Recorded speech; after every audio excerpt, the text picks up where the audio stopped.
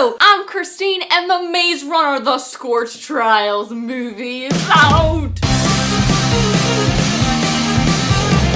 I'm gonna start off with a non-spoilery review. So I just got out of the movie, and I was so pleasantly surprised. I did not go into this movie knowing the story of the Scorch Trials. I only read The Maze Runner. I did not go on. This movie was like a huge thrill ride. Chase after chase after chase, and the sequences were done really well. I was like yelling at the screen, and this movie, if you don't know, there are zombies in it. They're called cranks. Of course, they're called cranks. They couldn't just call them zombies or walkers or anything that makes sense. Like, where do you get crank from zombie? Where do you find that? Crazy? What is that short for? Crank-a-doodle? Crank the horn? Ra-la-ba. Where did it come from? If I understood the slang, I'd get it. Like walker. I understand that slang. It's a walking person that's dead. It makes sense, and they walk. I know my fair share of zombie shit because I've been following The Walking Dead for 6 years. I really enjoy watching zombie shit, and this is some nice, fun zombie crap. So if you like that, you're definitely gonna enjoy this. I rate this an A-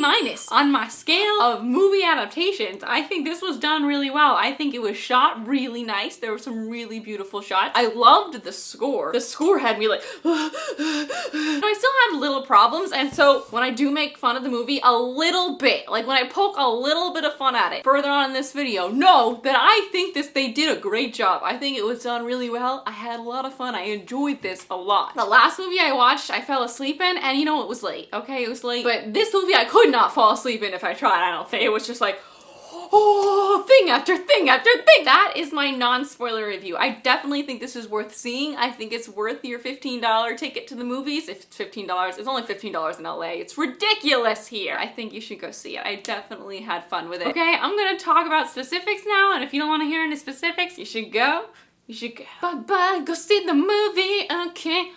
I'm definitely gonna see the third movie for sure. Okay, so like I said, I had a lot of fun in this movie. I had a lot of fun watching it and being on the ride with them. We know who Thomas is now to an extent. We know he's the guy who just doesn't leave a man behind. I just wish that the intelligence, the discoveries along their adventure weren't always made by Thomas. Why is he the only one that heard the helicopter coming and was like, oh, everybody stop. Why not Minho? Why not Newt? Why not Kira? Kayla, Teresa. Why not Teresa? I feel like Teresa's just portrayed as a very weak lady who can't make up her mind. She never takes the leadership role. They're lying on the ground. They're all asleep. And there's clearly lights on the horizon in the Scorch. And Thomas opens his eyes. I see something, guys. I see something. Everyone gets up. They don't mention that they also see something. And it's not until he says, look, guys, you see it? You see it? After they've all been looking at it for a good 30 seconds that they're like, oh yeah.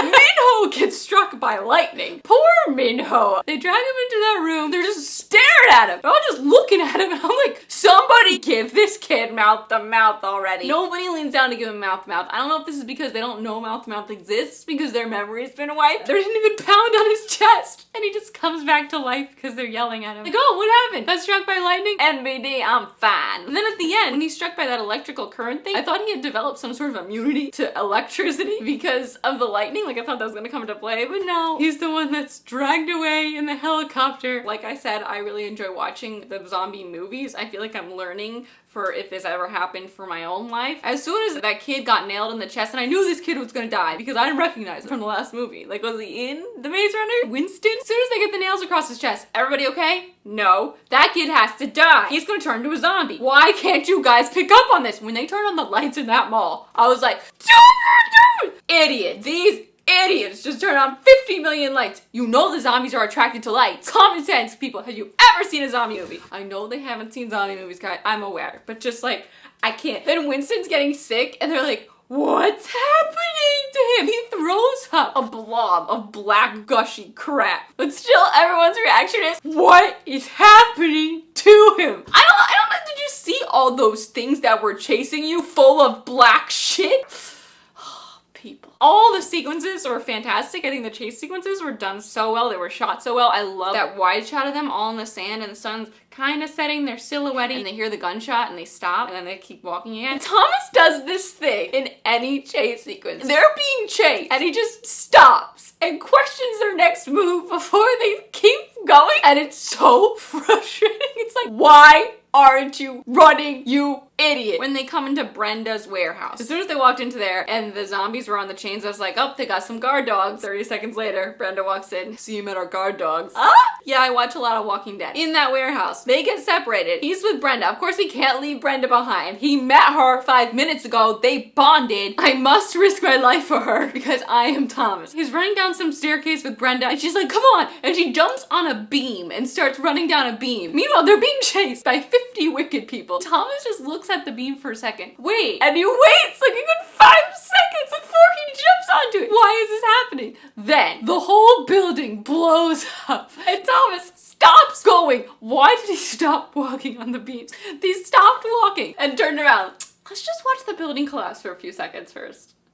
Okay. That scene in the building though, when they were hanging upside down, I found that really fun. The whole swinging back and forth thing, you can always feel the tension, which was really nice. Kudos to the director and the editor and the acting. It was great. Like I could do with a few more character lines. That's what I feel like I'm missing from the Maze Runner. Character development. I just want to hear them talk to each other about something other than the Scorch and surviving and running and what's that on the horizon? I see a light! I want to hear them chill, talk about their families. And I know we got a little bit from Teresa at the end. That betrayal scene, which is so stupid. If she really wanted to stay behind for Wicked, why didn't she stay behind when they came to Brenda's place? Why? Why did she have to give everyone up? Idiot. Did you not think that a lot of people would die? Like, I don't understand, Teresa. This is the scene where Brenda and Dylan are in the tunnels. They're walking and it's just graffiti. And then they come across all this weird plant black shit and it's growing everywhere. Instantly, I'm like, ew, ew. That's growing out of the dead humans. 30 seconds later, zombies emerge from that shit.